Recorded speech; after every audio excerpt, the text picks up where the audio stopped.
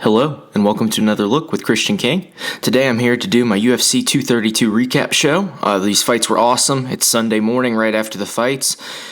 Just got out of the shower, got some cold brew here, ready to dig right into this.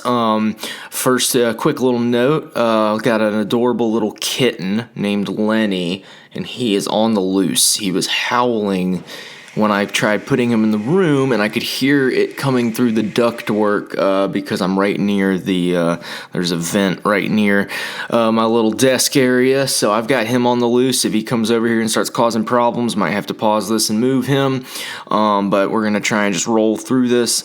So yeah, let's get right into it. We're going to go top down as always on recap shows. We're going to start off with the main event. Jon Jones defeated Alexander Gustafsson to win the vacant light heavyweight title by TKO via strikes on the ground in round 3 at 2 minutes and 2 seconds. My initial thoughts on this fight was that it was a very lackluster performance for Gus, and then with a little bit of help from the great Dominic Cruz pointing me in the right direction on his analysis, and then looking back and thinking about it, watching it again, or watching bits of it again, I think that Jon Jones is the one who we should be crediting for Alexander Gustafsson having a poor performance. I don't think that was a coincidence.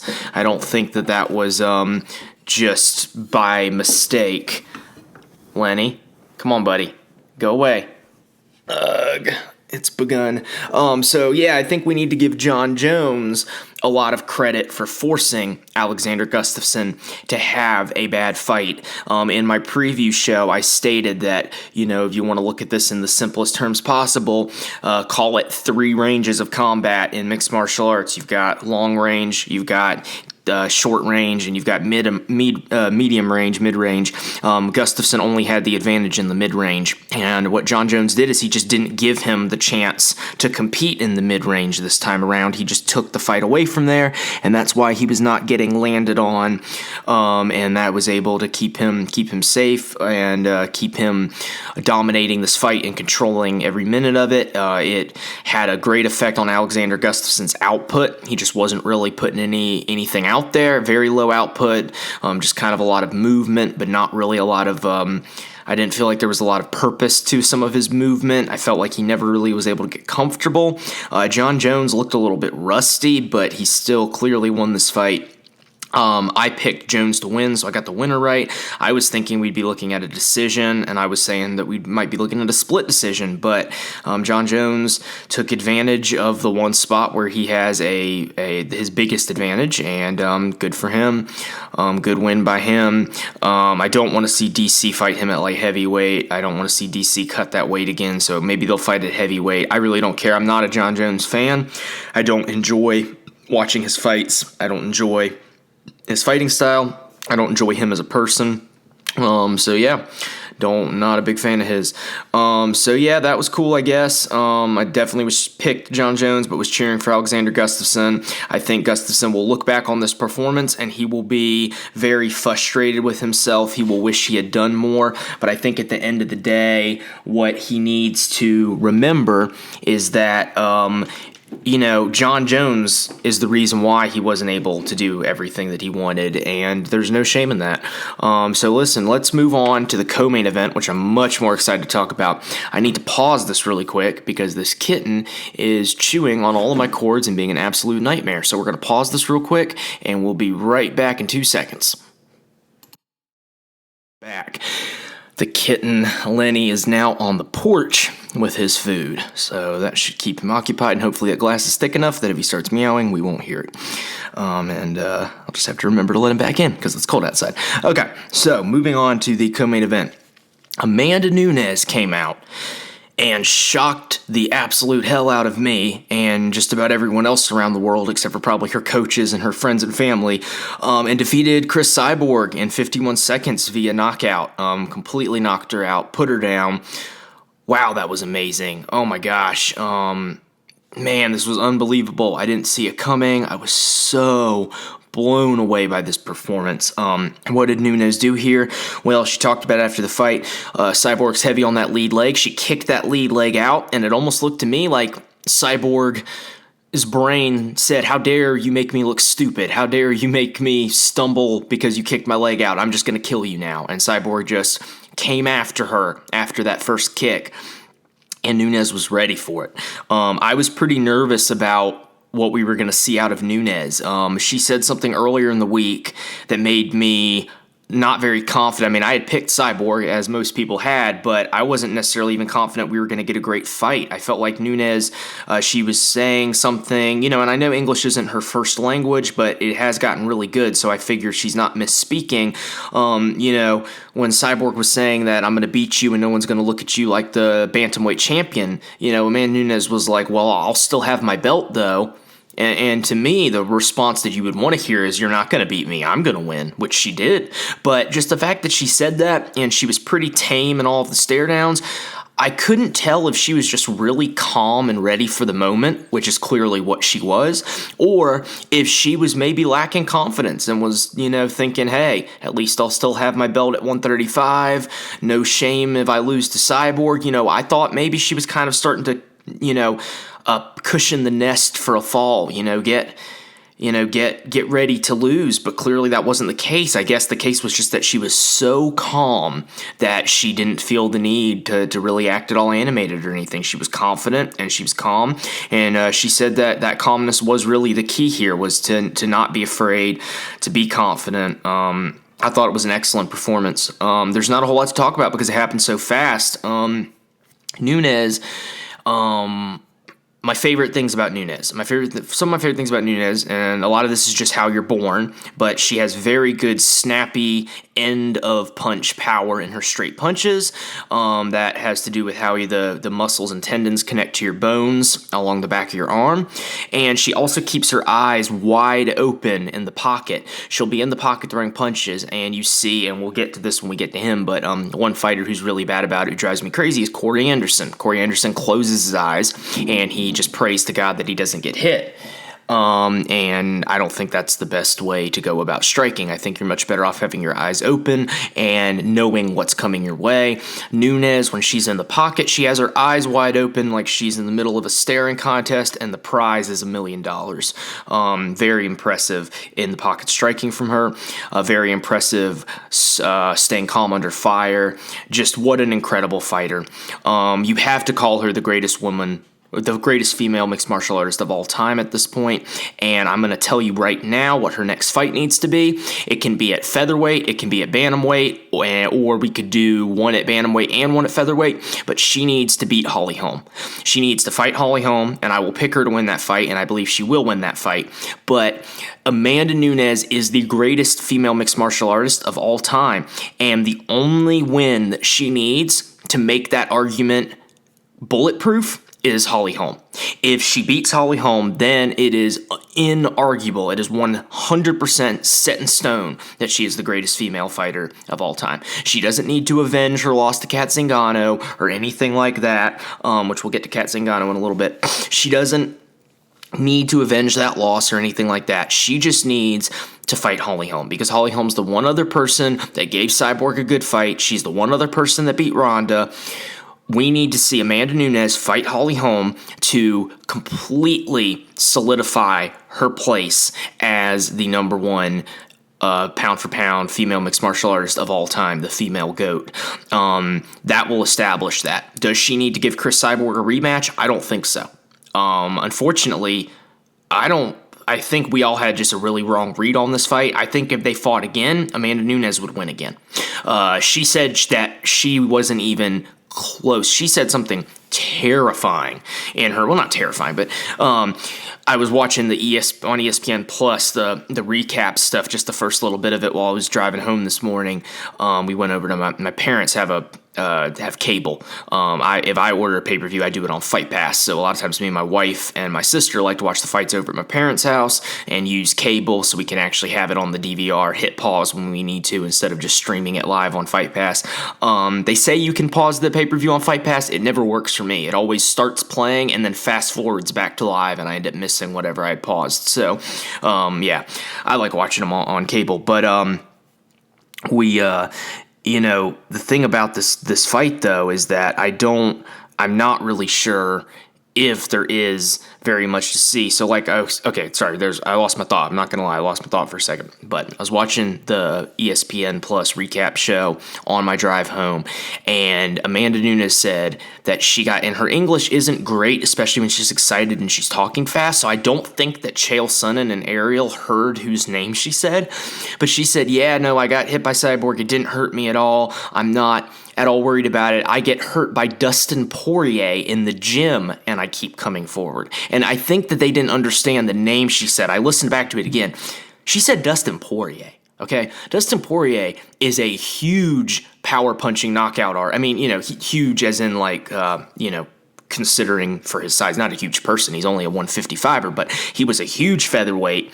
Now he's a good size lightweight. He's got big knockout power. He's a very legit high level top 5 male lightweight fighter. And Amanda Nunes is saying, listen, that guy hits me in the gym hard, and he hurts me a little bit, so Cyborg's not going to hurt me.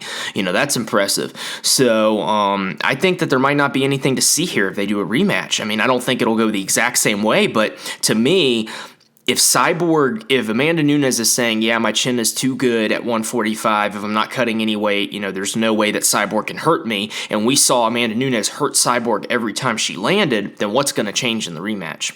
I don't think anything. If they want to run that one back, they can. I'll definitely be picking Amanda Nunes in the rematch if they do. And then but like I said, I want to see Amanda Nunes get the chance to fight Holly Holm so that no one can argue that she's the greatest female mixed martial artist of all time. All right, we're going to move on now. Let me get a little coffee.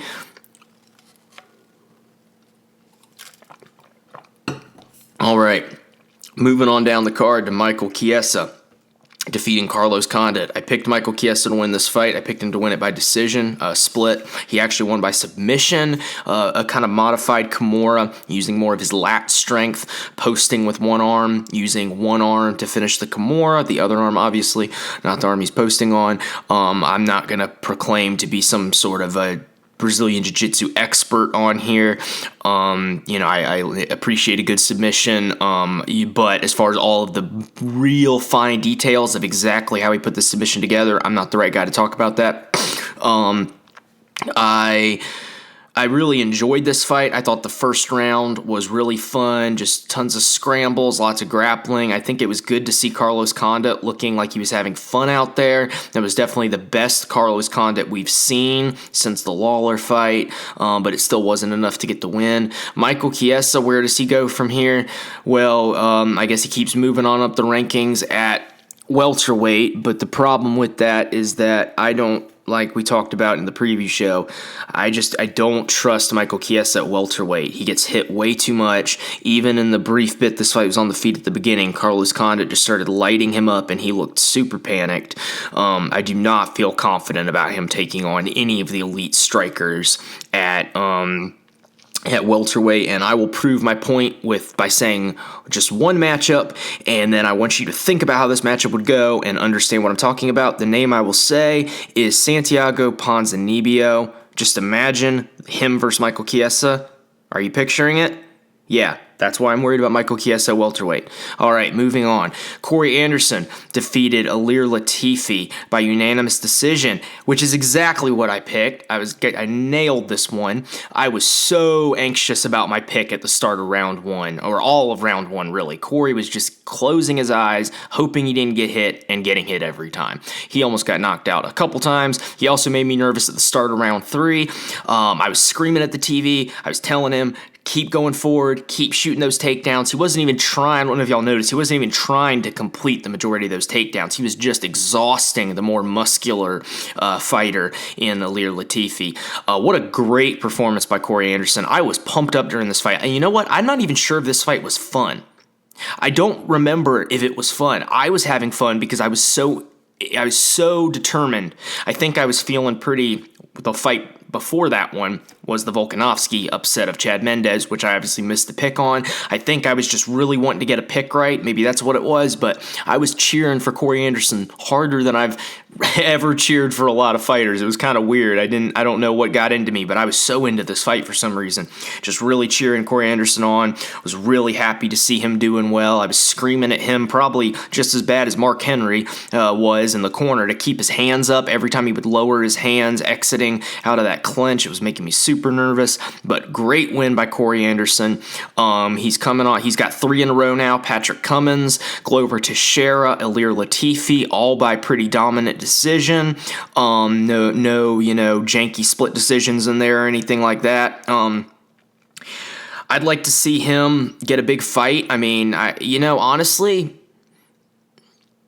I'm going to say Corey Anderson versus Gustafsson. I know usually they like to do winner versus winner, but Gustafsson's probably going to be ready to get back in there for sure within the first half of 2019, unless he has some injury I don't know about. He took some damage on the ground from John, but no cuts, nothing too crazy. Didn't get knocked out cold or anything, just kind of got trapped in a position that he couldn't get out of. I think Corey Anderson versus him would be a great fight. Corey deserves a big step up. I know Corey said that he wants to fight Anthony Smith, but that's not going to happen because the division has to keep going, and the division needs challengers, so you can't just take the number 1 contender and make him fight backwards. Like, you got to let him have his turn. Well, Gustafsson just had his turn. He still needs to fight. You can't just give Gustafsson another title shot after that not very good performance against Jones. So I say we do Corey Anderson versus Alexander Gustafsson. You're welcome. All right. Before that, Alexander the Great Volkanovski defeated Chad Mendes, and he had a great line where he said that Mendes has only lost to the greats, the former champions, the champions, and now he just lost to another great. I thought that was pretty clever. A play on his nickname, of course. So I picked Chad to win this by decision. I was feeling okay about this pick with how the fight was going, and then Chad, Dominic Cruz had some great points about it.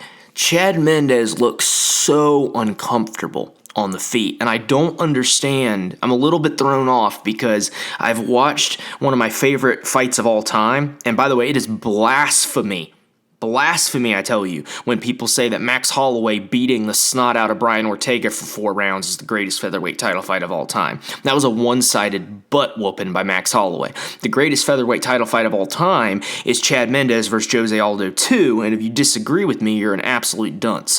That was the best featherweight fight of all time, or at least the best featherweight title fight of all time. And Mendes looked way more comfortable on the feet in that fight, so it was a little bit weird to me. He was able to hit takedowns, but I think he was getting more tired hitting those takedowns than Volkanovski was just getting up. Volkanovski's an absolute animal. And I noticed a lot of the experts, because I do my show on Sunday. We've talked about this 100 times, but I do my show on Sunday, and then I let the people who get paid for it, the experts, do theirs later on in the week while I'm at my real job. And so I always listen to theirs because I've already done mine, so no harm, no foul if I end up getting new ideas or changing my mind in my head because I've already done my show, so don't need to worry about being influenced. And I noticed that a lot of people that I have a lot of respect for were saying the exact same thing I had said, which is that isn't Alexander Volkanovski just kind of Chad Mendes light? Isn't he just kind of like the RC Cola to Chad Mendes's Coke? But apparently not. And I have a little note here in my watch journal that I keep while I'm watching fights. I thought at one point that Mendes might have hurt his hand, and I still don't know because I haven't watched all the pre-fight, post-fight stuff or listened to all the interviews, but Mendes was kind of bombing on him in the pocket when Volkanovski would come in, and then all of a sudden, I think it was towards the end of the first round, the finish came via strikes at the 4:14 marker of round number 2, by the way.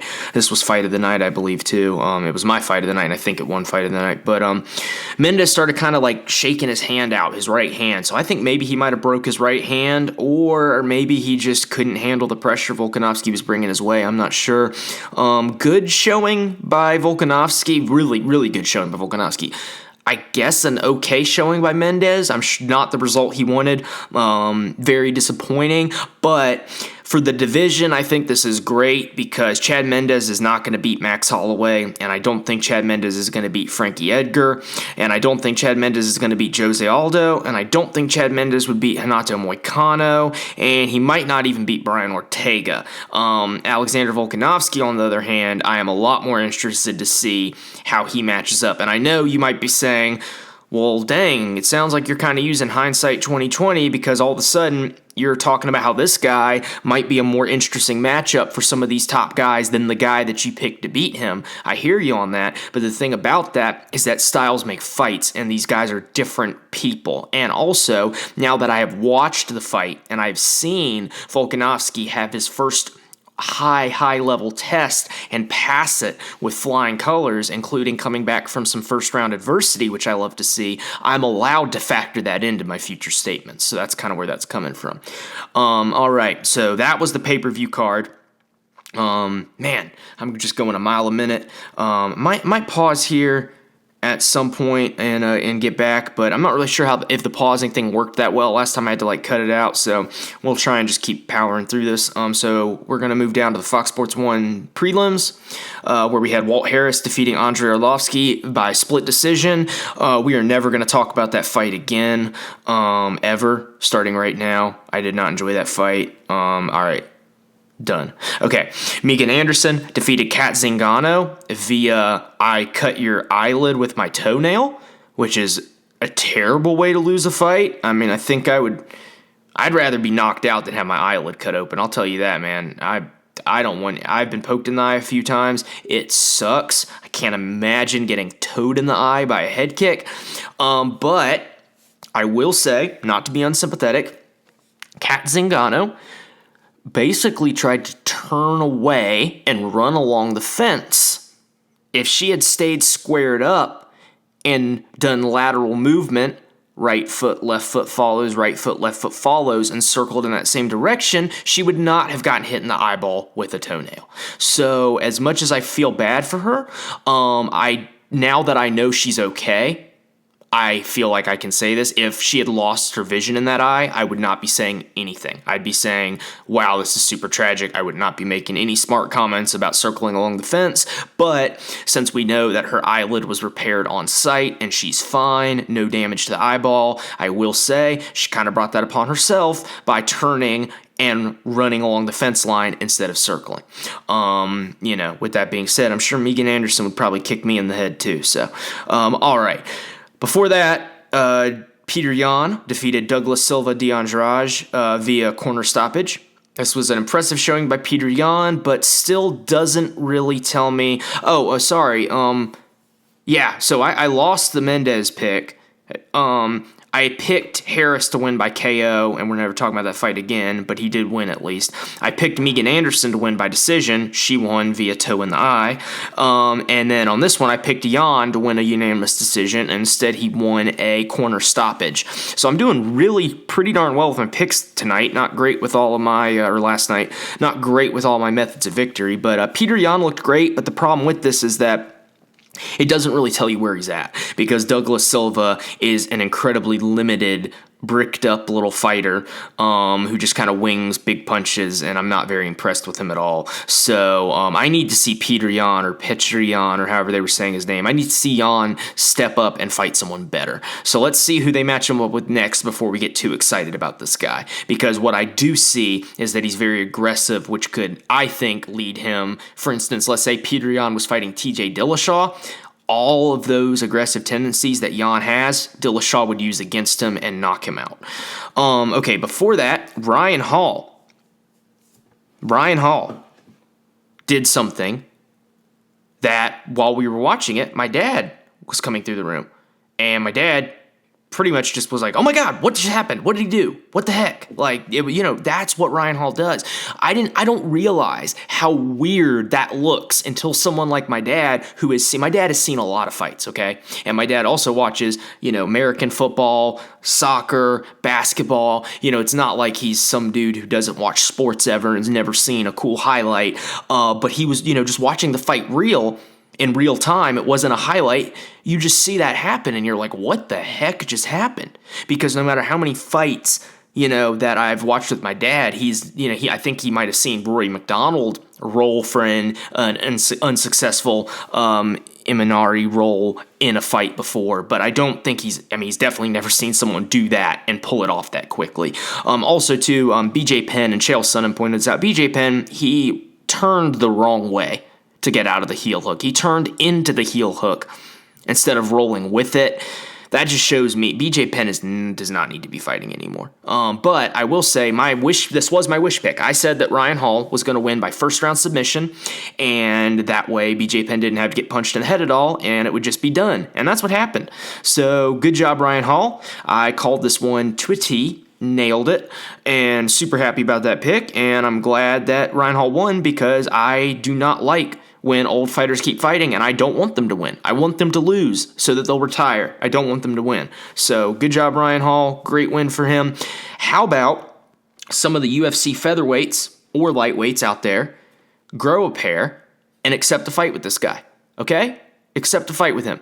I understand that he's a weird fighter. I understand that it's not a super high-profile matchup and there's a lot of dangers, but everyone deserves to get fights. Stop turning down fights with Ryan Hall. I don't know who all is turning them down, but clearly there are people turning down fights with this guy. Accept the fight with the dude, okay?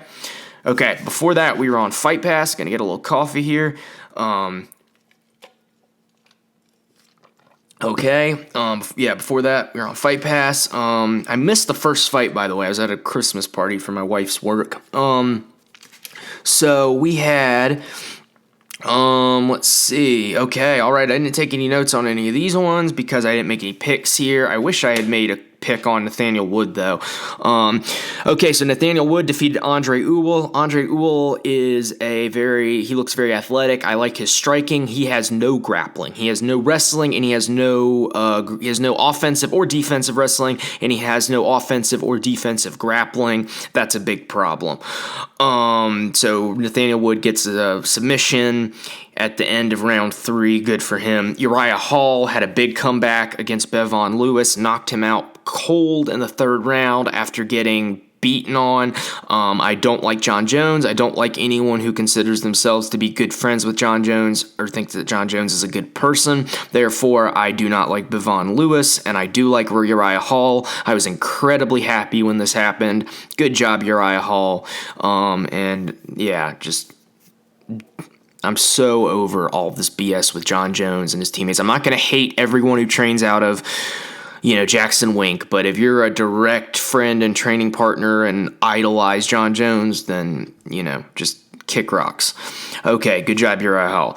Before that, Curtis Millender defeated Sayar Badahazara, I think he's the only Afghanistan fighter on the roster, by unanimous decision. I think he could have gotten the stoppage if he had been a little more patient and slowed down when he had Sayar hurt, but other than that, this was really just a technical outside striker against someone who was looking to brawl, and the way the sport has advanced at this point, you just can't really favor brawlers. And really, in my opinion, you kind of have to be at heavyweight for brawling. Derek Lewis, he's a brawler. He'll just he won't have the same output as you. He'll be getting picked apart by someone like Alexander Volkov, and then, he just knocks them out. But at welterweight, that's a little bit of a hard game to try and play. And then before that, the one fight that I missed was Montel Jackson defeating Brian Kelleher by Darce choke. I'm actually going to talk about this one for just a second to say that I feel horrible for Brian Kelleher. Apparently, he was one of the fighters whose friends and family was most impacted by the last-minute move of the fight card, and then he also had the only opponent who missed weight, and then he got submitted in the 1st round. That really sucks, and probably nobody was there to watch his fight because nobody shows up for the first fight of the night, so that's really depressing. I feel bad for him a lot, and you honestly can't say that his performance wasn't affected by how stressed out he was with all of his friends and family losing out on their hotels and their tickets and this and that. You can't say that didn't affect his performance. So I think the whole thing's really unfortunate. I think John Jones is a dirtbag. All right. So yeah, this was a great fight card. Obviously, the story of the night, the highlight of the night is Amanda Nunes, in my opinion, cementing her place in history as the greatest women's fighter of all time, defeating Cris Cyborg by knockout. Absolutely unbelievably impressive. This was a super fun night of fights. I hope everyone enjoyed them. I'm really happy with how my picks went. I don't even, I'm actually glad that I didn't pick Amanda Nunes, because then it wouldn't have been as much fun. Part of what made the upset so much fun to watch is that I was so sure, especially after all the interviews and press conferences, that Cris Cyborg was going to win, and that's just not the way it went. So yeah, I'm going to go ahead and get out of here. Got some stuff to do today. I hope y'all enjoyed this recap show. I always do my best to bring the energy, the passion, and enjoy talking about these fights. I hope y'all enjoyed it, and until next time, take care.